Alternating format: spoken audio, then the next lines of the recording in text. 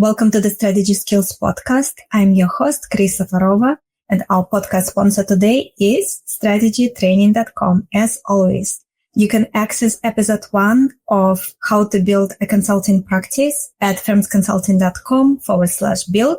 You can also get McKinsey and BCG winning resume example, which is a resume that led to offers from both of those firms at firmsconsulting.com/resume PDF.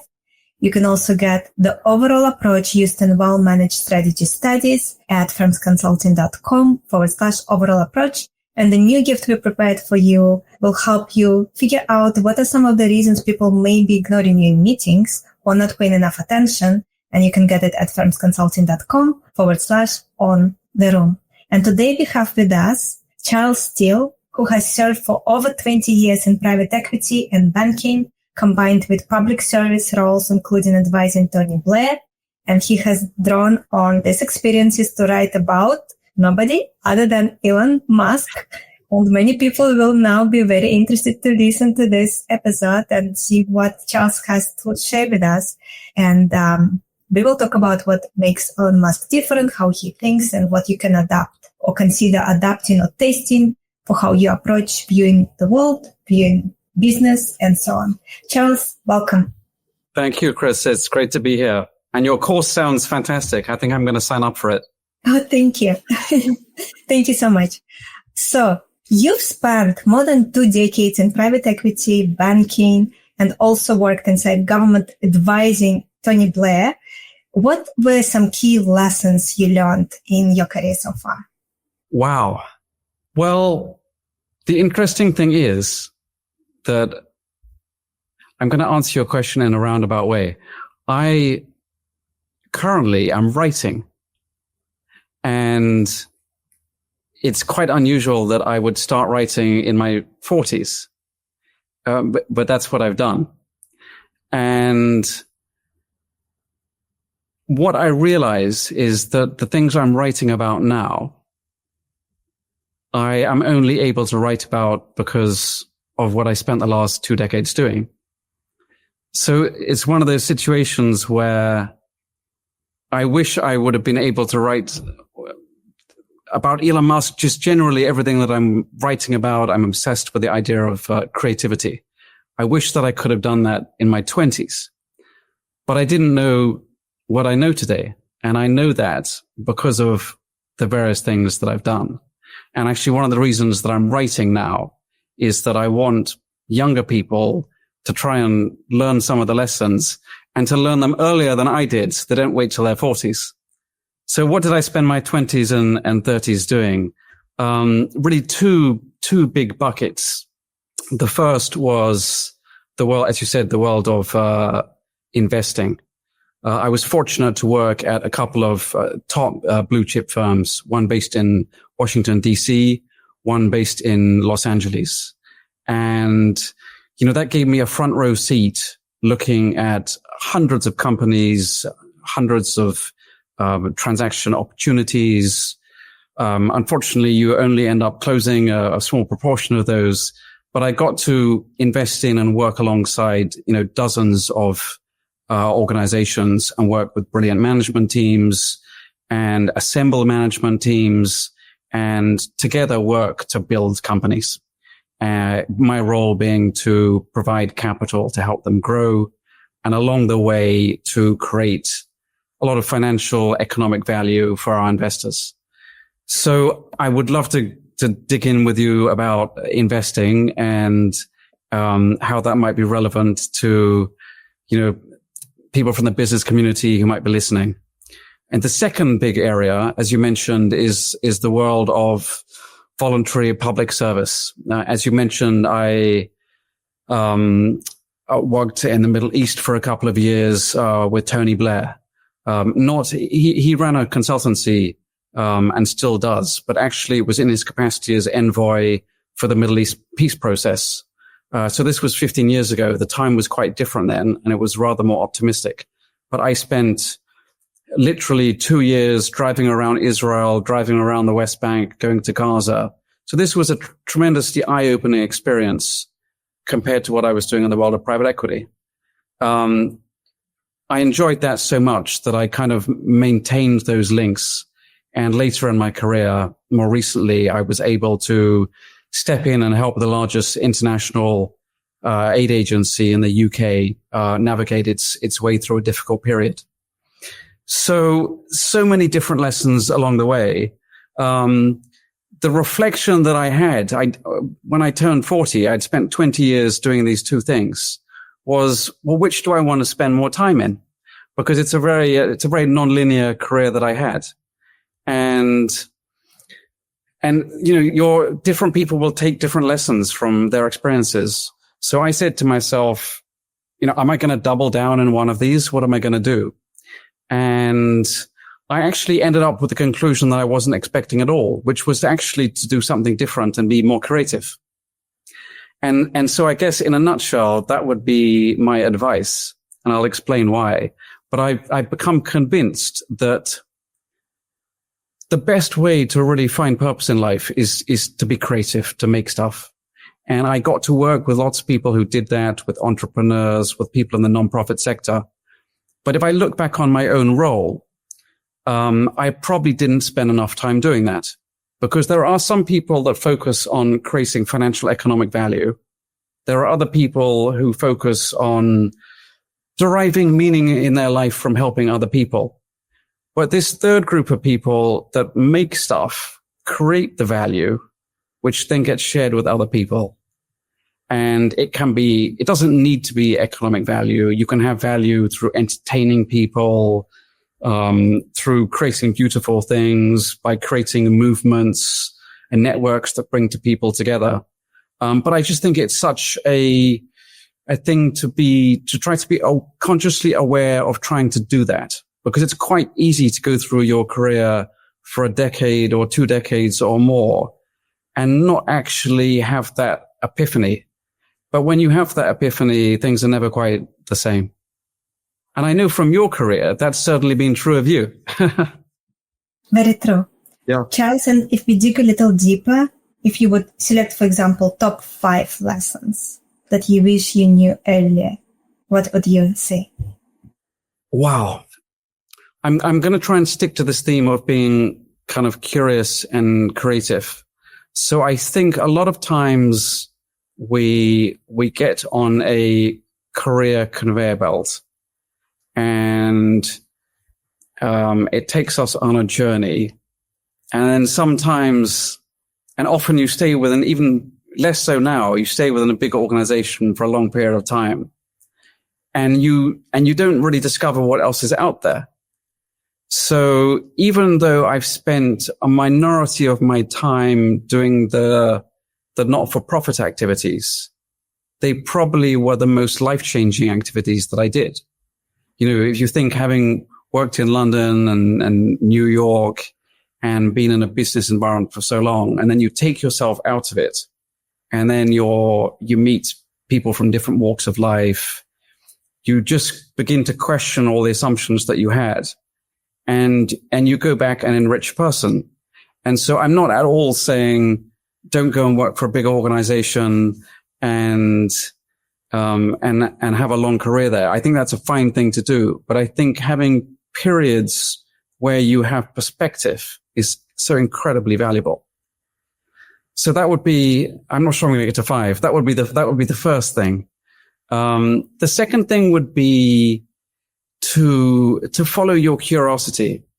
So I think everyone knows that in their teenage years, there's stuff that they're really fond of. That, for me, I liked reading about Richard Dawkins and evolution, and I liked reading about Albert Camus, and I was I was a very pretentious young man at university, and then I went into banking, and I sort of parked those things for a long period of time. Or I didn't park them entirely. I maintained them on the side. But in a way, in the last 5 years, I feel like I've become a student again, and I've gone back to re-examine things that I was very passionate about, because there was an itch there that needed scratching. And I realized that I'm incredibly lucky to have the opportunity to do that. But, I think there's more awareness of this. I'll mention 2 books that I've read recently that I think really demonstrate this very well. There's a book called Tiny Experiments by a lady called Anne-Laure Lecomte. And there's another book written some years earlier called The Scout Mindset by Julia Galef. And we're going to talk about Elon Musk in a minute, I'm sure, but I don't necessarily think people should try and be like Elon Musk and work 100 hours a week and be so intense and hardcore and all of these things that Musk enthusiasts tell themselves they must be. But just take small steps and try and incorporate curiosity. Try and do something you haven't done before. Try and hang out with a group of people that you haven't hung out with before. And I think that it's so enriching. And sometimes you just need a bit of a push to do that. So the next thing I'm going to say is a bit against that, which is that your 20s, I believe, is really the period when you need to put in really hard work. So the curiosity is great. I love Paul Graham, who writes these wonderful essays, the founder of Y Combinator, and he talks about curiosity and how you should do things that are fun and which are playful. But he then goes on to say, if you're ambitious and you really want to make an impact, then you're actually going to need to work a bit harder, and you'll need a huge amount of determination, which he defines as willfulness balanced by discipline, which I love. And I think you have to spend those years in your 20s when perhaps you don't have family responsibilities, really grinding things out, doing your 10,000 hours and learning a craft. Because those skills will set you in good stead for the rest of your life. So on the one hand, I'm saying keep the teenage creativity and curiosity, but I'm also saying balance that with a really strong work ethic. And then hopefully they will come together in some way, which will lead you to have a very fulfilling career and or life. And I said that's an odd thing to say, and or life, but I think for some people, they want to have an interesting professional life, but it's not the be all and end all. They actually look forward to the weekends and hanging out with kids and reading books and having a wide cultural life.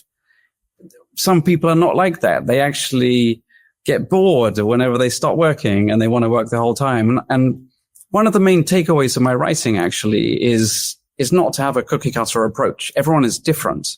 And so kind of know what makes you tick, but be very honest with yourself. It's very easy not to be honest with yourself. But I think this combination of being hard on yourself and then being kind to yourself is a good combination. But very hard to do. Yes. There's a lot of trial and error along the way. Yes, that is very true. And we see a lot of people who are either too hard on themselves or very kind, but not disciplined enough. Yeah. Not demanding enough of themselves. Yeah. I agree. And another thing I want to ask you before we start talking about the book is, are there specific, so to say, success habits in your life that you created the most for all the accomplishments up to date? So success is something that's talked about a lot in the business world. And it's frankly not a term that I use very much because success it all depends on how you measure it, right? And obviously a lot of people measure it in a monetary sense, but there are so many different ways to measure success. I think attributes that are very important are, well, if I were to pick one, it would be this one, because there are so many, but it would be this one, which is find something that you're really passionate about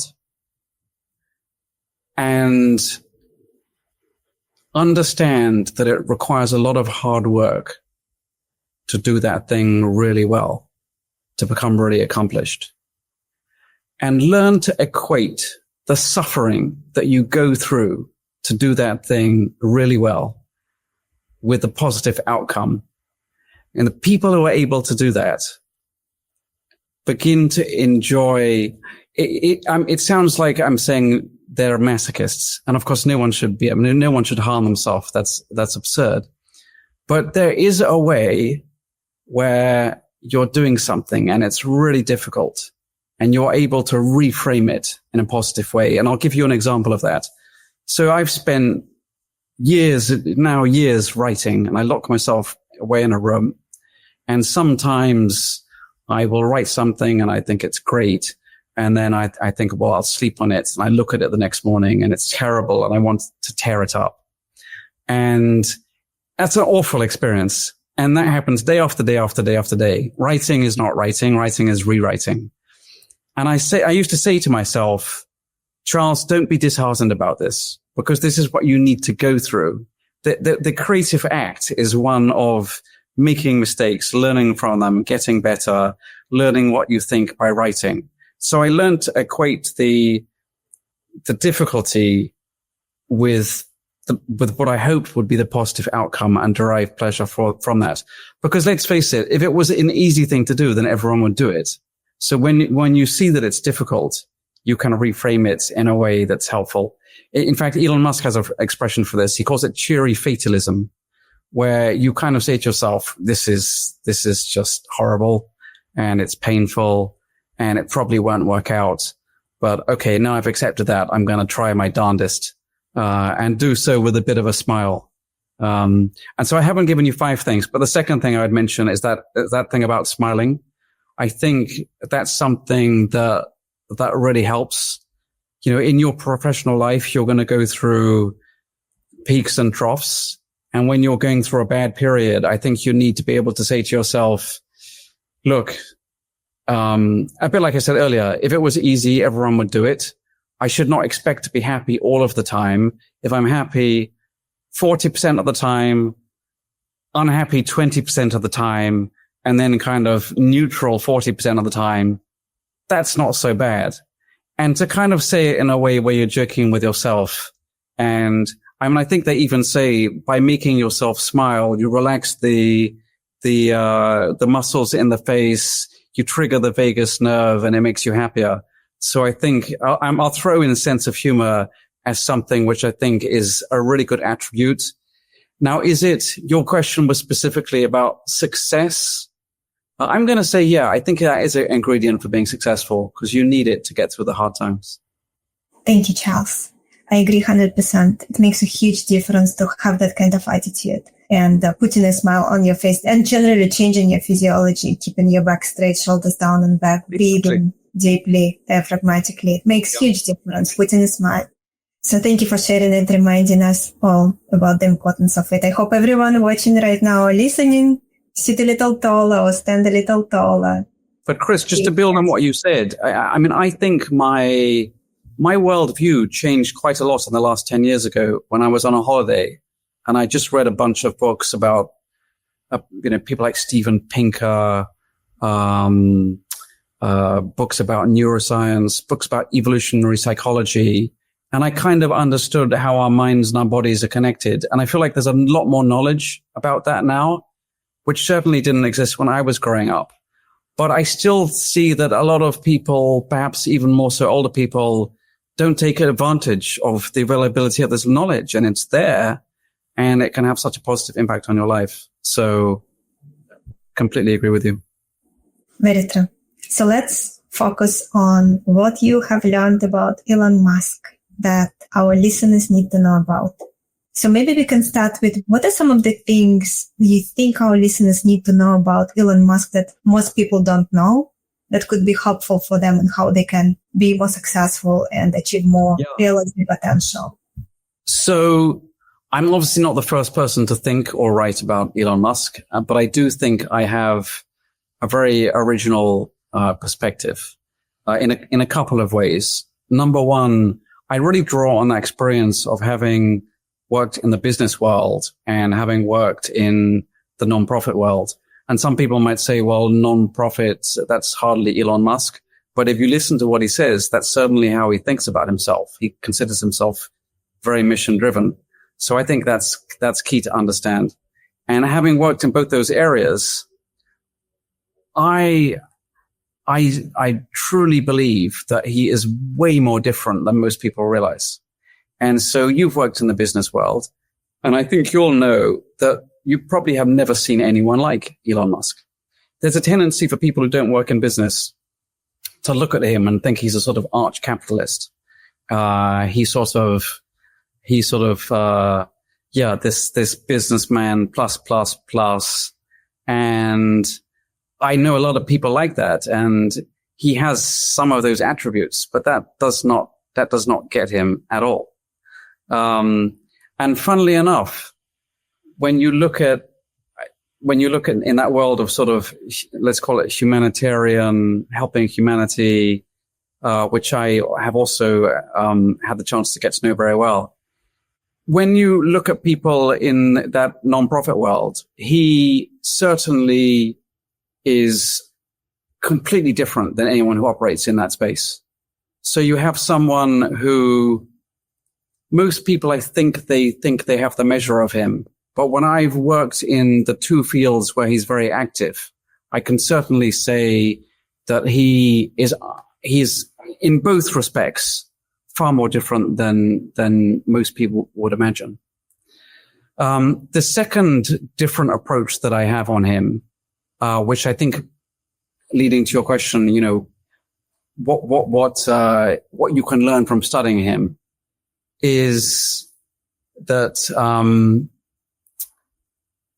most people, when they hear him say something, they often don't believe what he says.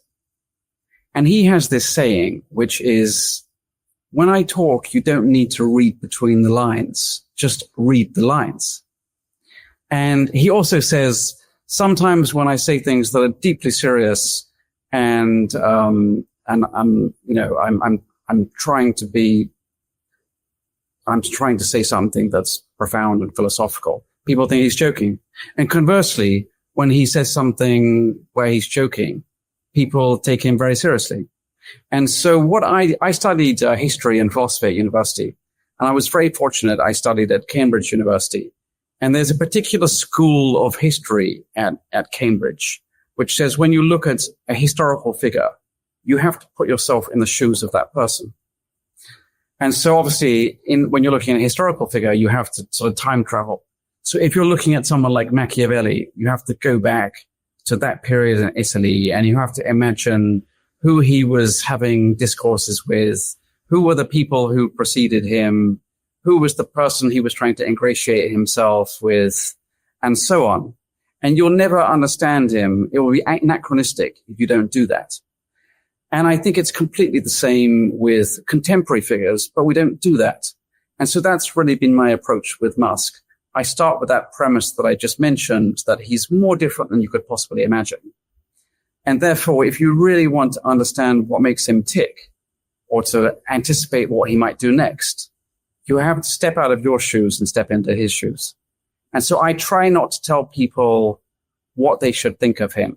I try to help them understand him, and then I let them make up their own mind. And of course, I partly say that because he is a polarizing figure, and most people already have preformed opinions of him.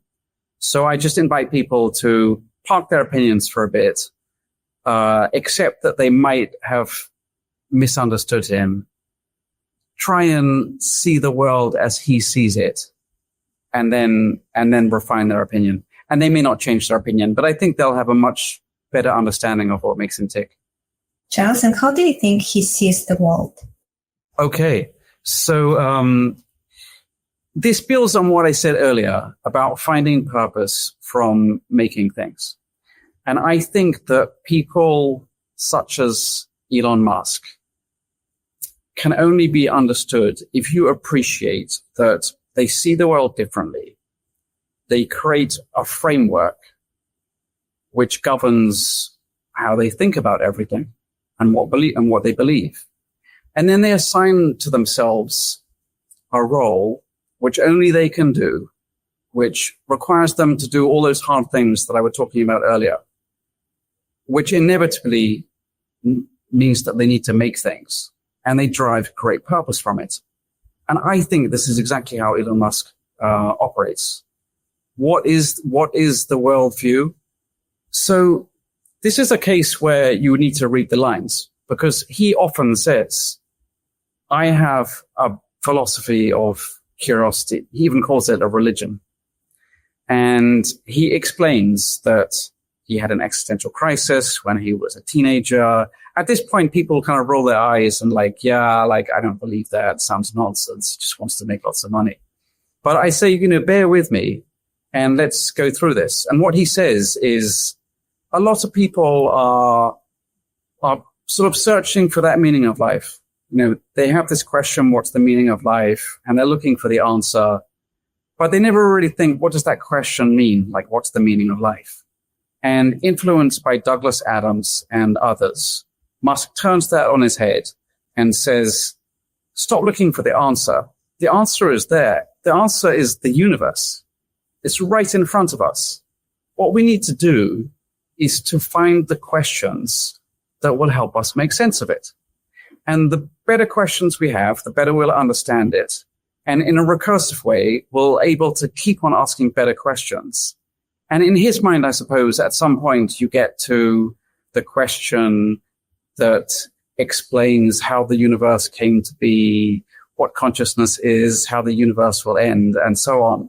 And to him, the way his mind works, he thinks that that would be a tremendously fulfilling, meaningful thing to know.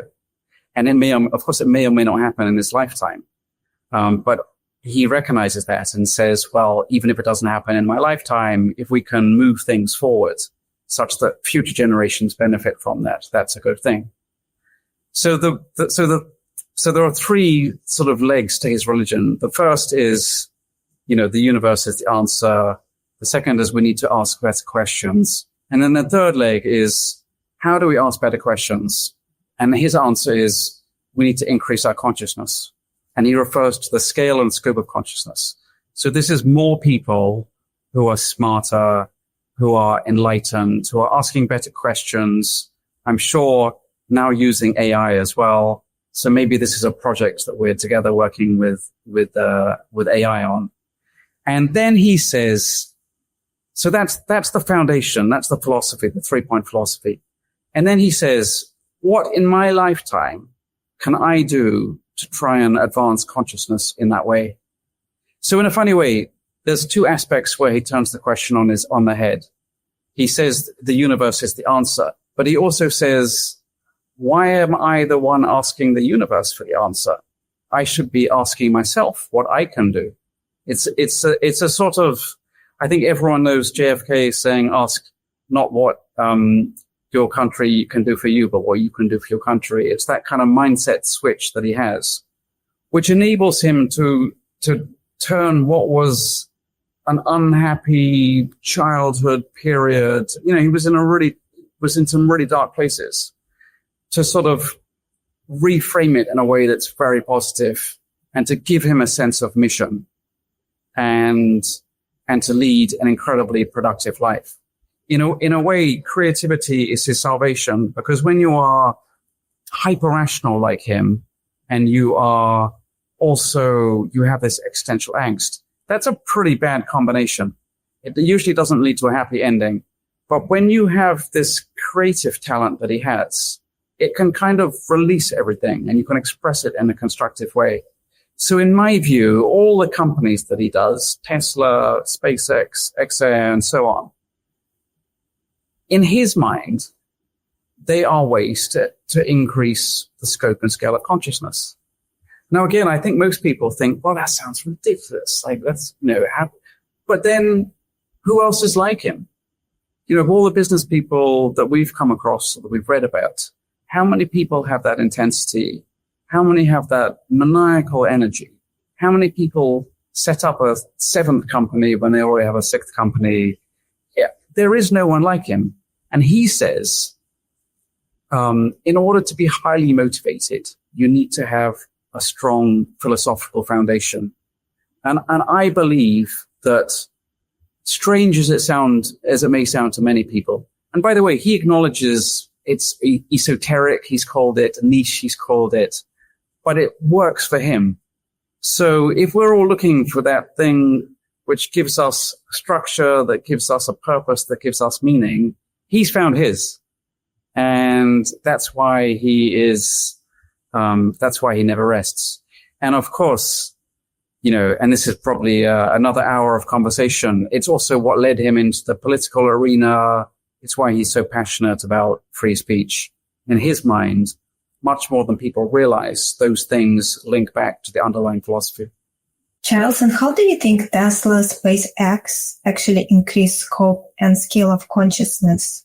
It seems that if that is his goal, he would be focusing on different projects. So in the case of Tesla, which he started, over 20 years ago now, if you cast your mind back to that period in time, there was not a prospect for a sustainable future economically in terms of civilization. We knew there was oil and gas, and we knew at some point, several decades in the future, it would get used up, and then there would be none left. And so everyone sort of thought, well, we'll figure that out at some point down the line. And he said, well, no, let's figure it out now. And because he has that physics background, he takes everything back to first principles and says, we have this enormous source of solar energy that is flooding our planet with light. And when you think about it, the fossil fuels, the oil, the coal, are really just animals that lived millions of years ago that either photosynthesized the light or ate the plants that did that. And so in some way, everything goes back to light and energy. And his view is, well, let's capture that light with solar panels. Let's store it in batteries. And then let's use that to power a renewable economy. And I think he feels, and people talk a lot about Tesla now and what the future is, and that rests very largely on robotics and AI. But I think he felt that he had done his job in catalyzing that shift in the transportation economy. So for him, that is a civilizational achievement. And he would go further and say, if you have a society which loses momentum and its rate of growth slows down or even goes negative, then you get into a bad spiral. And then people lose faith in reason. And he's very much influenced by Isaac Asimov here and his Foundation series. But he just thinks things can spiral out of control. And we assume with technology, things are always moving forward. But he would say, no, he's a technophile, but technology can equally go backwards. And so he thinks that we've got to keep innovating as a society in order to keep that momentum going. And then SpaceX would be probably an even more literal case of expanding consciousness, because he would like there to be millions and millions of people living on Mars, but not only on Mars, on all the other habitable planets in our solar system and beyond. Because for him, that is just it's twofold. That's a very exciting future in which people would do that. But also it protects us against certain downside scenarios where things would go awry and civilization, even humanity itself, could become jeopardized. Again, something that Isaac Asimov wrote about. And then in the case of XAI, which I think was the third one that you mentioned, so he was very early in saying that AI could be the best thing and the worst thing that ever happens to us. And on balance, he thinks it's a very positive thing. I think he says that there's an 80% chance that it would be very good for us. And so in the good scenario, it helps him discover the meaning of life, and it helps us increase our standard of living dramatically. And there are enormous benefits in scientific discovery and so on. So that's all civilizationally positive and expanding of consciousness, if you like. But there's also a downside there, the 20% scenario in which we lose control of it.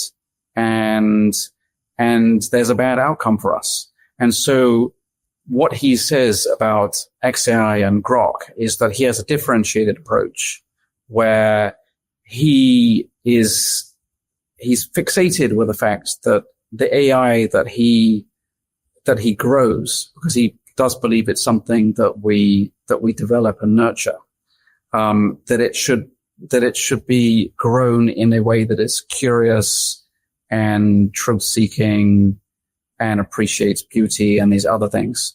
So he thinks there's a scenario in which if we try and,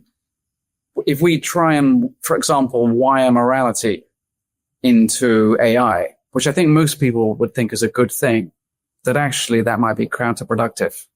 So AI is certainly, as much as Tesla and SpaceX, and maybe even more, a sort of civilizational mission for him. Thank you, Charles. Can you explain to our listeners how Elon Musk thinks from first principles? Yes. So this is, as you know, a word that's bandied around a lot, and to the point where it's a bit devalued. So for Elon Musk, so he was interviewed by Vanity Fair about 10 years ago, and he banged on about the scientific method so much that the journalists felt it necessary to write Elon Musk's definition of the scientific method. And for him, what it means is you can't rely on anything that someone else tells you.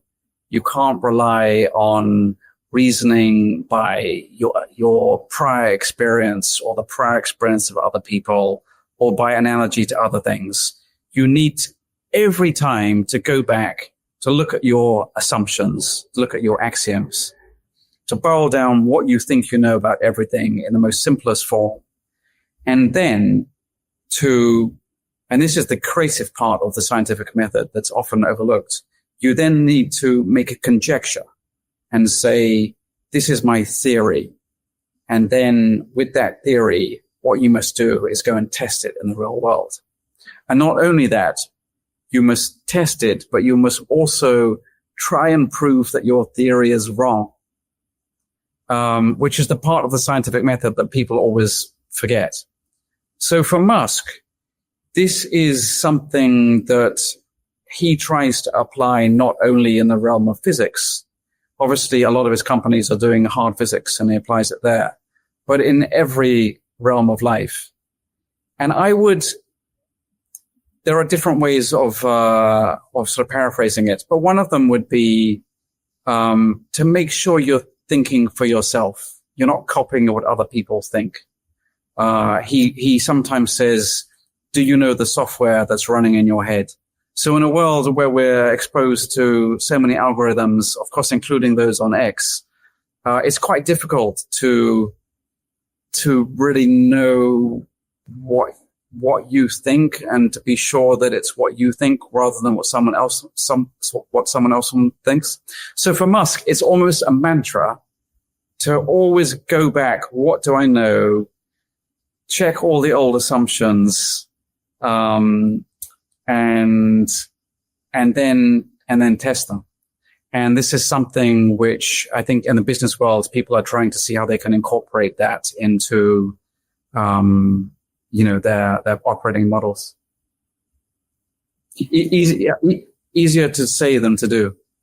And Musk himself admits that he frequently fails to do it. And a lot of his learnings are from the mistakes. There's something that he calls the production algorithm that's become very famous. And he says that he's telling people to do it now, delete, simplify, automate, speed up. But then he very freely admits that he was doing the opposite for a long period of time. So you have to learn from your mistakes. Charles, where do you think people will really struggle applying this kind of thinking? Many people in our audience have never been in management consulting, but they understand the power of the skills of management consultants. And many senior partners, of course, go on to become CEOs of major organizations. Of course. So it's about the consulting skills are a great foundation for someone to start with when they start their career. Yeah. Because the learning curve is very steep. And in management consulting, as you know, people learn very fast. They have to. Otherwise, they will not be able to serve senior clients. senior executives from major organizations are usually the clients in management consulting. But just going back to give you some context, many of our listeners, actually most of our listeners, have never actually worked in management consulting, but they are leaders in other organizations. Yeah. And they do want to have the skills of a senior partner from a major firm so that they can be even more effective. No, of course. And I'm sure even if they're not management consultants, they've worked with them. And so they know what they get out of that relationship. And also they see the journey of management consultants. Many of who I know, who, as you say, they eventually have that entrepreneurial edge and they jump ship and then they go off and do something themselves. But they have that grounding in the management techniques. So I think what makes Musk difficult for a lot of people to have as a role model is that probably he would not rank strategy that highly. So given everything that we've been saying, he is about mission and about product. And what connects the two is culture. So having a culture of his culture, by the way, of hard charging people, who share his passion for the mission and love nothing more than getting stuck into engineering. And they work extremely hard, harder than most people would ever want to work.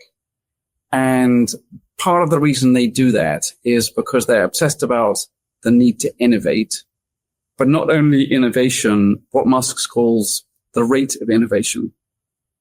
So he sort of says, don't have the mindset that all your competitors are working very hard developing new products and you've got to keep up with them. He's sort of like, forget what they're doing. Assume they're working unbelievably hard and you've just got to work harder than they do. So, and by the way, this is a culture that works for some people and not for a lot of people. So take that as read.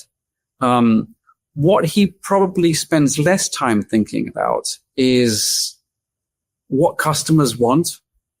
A lot of people in business spend a lot of time surveying customers and thinking what they could do to please them. Musk is like Jobs and he's like Henry Ford. It's that sort of cliche. You can't give them what they want. They don't know what they want. You have to make the conjecture and take the risk and build something. And then you'll find out whether it's what they want. And then obviously, I think he probably thinks about profit less than most people in the business world would. Not because he thinks it's not important. It's obviously incredibly important. But for him, if you're making good products that people want, then the profit will take care of itself. And the purpose of the profit is to give you the cash flow to reinvest in the business so that you can do more innovation to maintain the rates of innovation. So he just has, because he's so strong at the engineering and he has this very strong sense of mission, I think he does approach business in a different way than most people, which is why he's not straightforward to follow.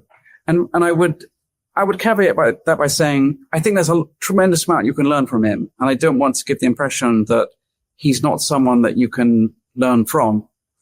But we've talked about his unusual philosophy. We've talked about the way he functions. It's unlike most people.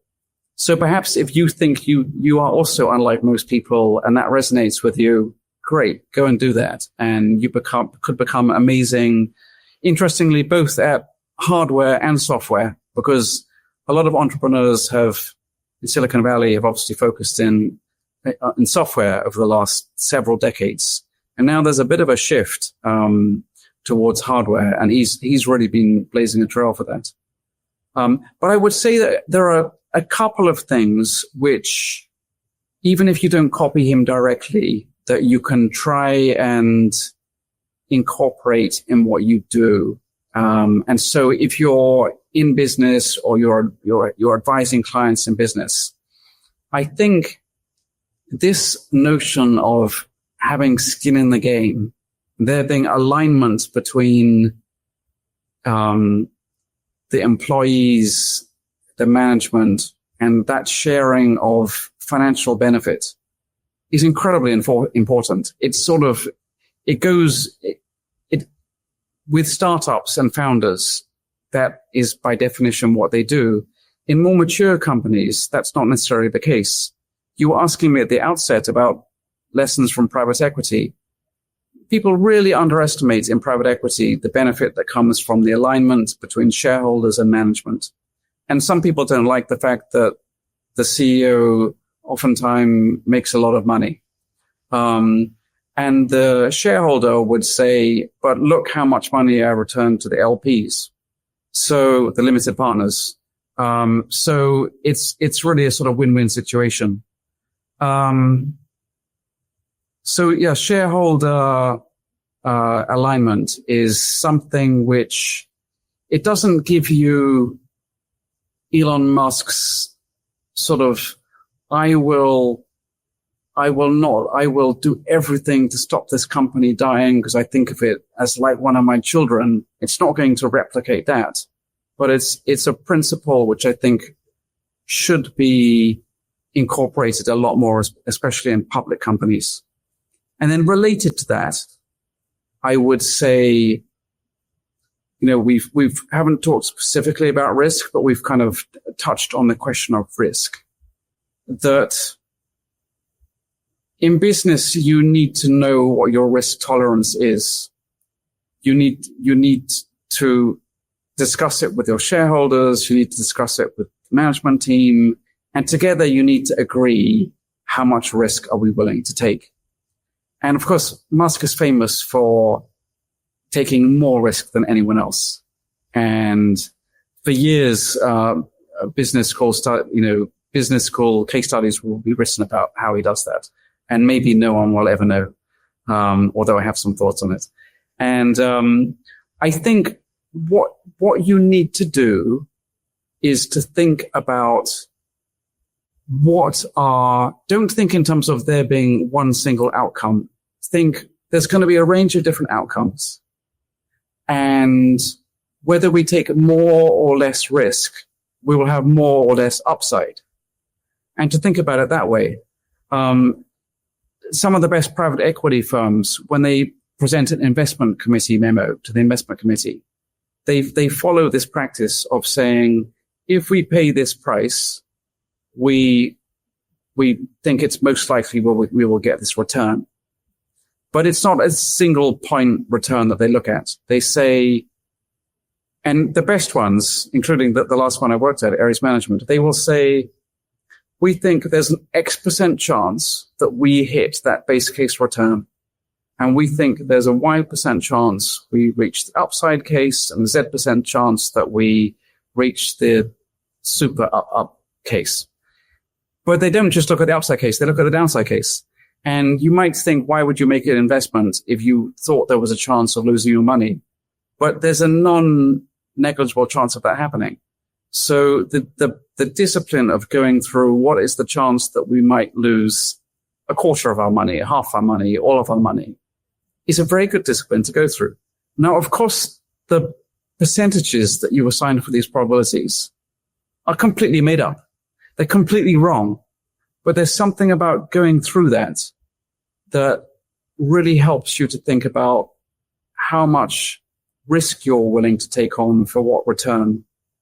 And so I think when you're looking at someone like Musk and you're thinking, how can we learn from him? That's a good way to sort of calibrate whether he has an approach that you can copy or not, or to be more accurate, to what degree you can copy it. Charles, thank you so much for everything you shared today. The hour just flew by. We have so much to discuss on this topic, and we could have just go on for hours after this. Where can our listeners learn more about you, buy your book, anything you want to share? Yeah, thank you. So I do have a book. It's called The Curious Mind of Elon Musk, 9 Ways He Thinks Differently. So there's lots more in there that we weren't able to cover today, I'm glad to say. It's available in all the usual places. And if you want to learn more about the book and about me, The website is my name, charlessteele.com. Go have a look. Our guest has been today Charles Steele. You can get his book, The Curious Mind of Elon Musk. I hope you guys enjoyed this discussion. And our podcast sponsor today is strategytraining.com. And as a management consultant, you mentioned earlier today that many of us go and become entrepreneurs. And this is what I have done. This is why we have this podcast. This is why we have strategytraining.com and so on. I will leave you with a few gifts. You can access episode 1 of How to Build a Consulting Practice at firmsconsulting.com/build. And it can be a practice you're building within a major management consulting firm, or it can be your boutique firm. You also can get the overall approach used in well-managed strategy studies at firmsconsulting.com/overall approach. And you can get some of the reasons why people ignore someone if you want to improve on that. And all of us should always be focusing on improving our communication and executive presence skills. And you can get it at firmsconsulting.com/on the room. Thank you so much for tuning in. And I'm looking forward to connect with you all next time.